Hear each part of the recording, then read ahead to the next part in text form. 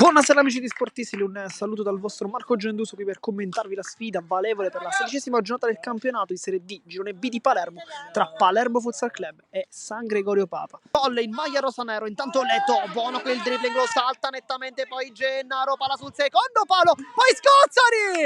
E la palla è entrata, Ninni Scozzari trova il primo gol stagionale, lo fa alla giornata numero 16 e poi chiede anche il cambio, 1-0. Numero 18 si posiziona in avanti, poi la tocca per Di Chizzi e il gol del pareggio per il San Gregorio Papa a segnare. E diciamo Chiappara, chiaramente il gol non è suo, ma è un autogol di Gianluca Perdichizzi, però comunque risultato di 1-1 per la Fiura che può girarsi, Riela la tocca, poi Alario e adesso Riela ancora mette in calcio d'angolo, grande occasione per il rosanero. Già vicino, una bocca, poi conclusione sul secondo palo, Calanda rimane in piedi per Di Chizzi, ma non basta perché arriva il gol del 2-1 con Capitano che porta in vantaggio il San Gregorio Papa. Non vuole rischiare nulla, numero 88. Poi Chinnici vuole girarsi ma sbaglia Angioli, secondo palo, chiappa Angioli ancora! Ed è 3-1 per il San Gregorio Papa che sopra nel risultato adesso e dopo 40 secondi trova il modo anche di trovare il tris.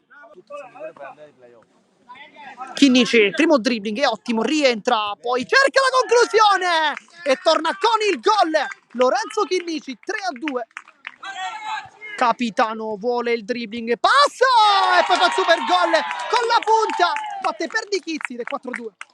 Tocca lì verso Gennaro che si allarga, può calciare, ha incrociato bene, forse un po' troppo questa volta Gennaro, poi la Fiura ancora, palla sul Leto, secondo palo e Gennaro spinge da 2 passi, azione insistita del Palermo Futsal Club che fa quindi 4-3 e riapre la partita al minuto 46. John ruba il pallone, Gennaro, palla ancora verso Chinnici che avanza, può calciare con il sinistro e torna ancora con il gol. Lorenzo Chinnici fa 4-4 con la punta, batte ancora Riela e pareggia i conti. Poi Sujon ruba il pallone, Gennaro, è un 2 contro 1, Gennaro per Sujon, Gennaro! Ed è 4-5, l'ha recuperato il Palermo Futsal Club e segna con il numero 22 Gabriele Gennaro, ma ancora una volta grande palla del solito Sujon.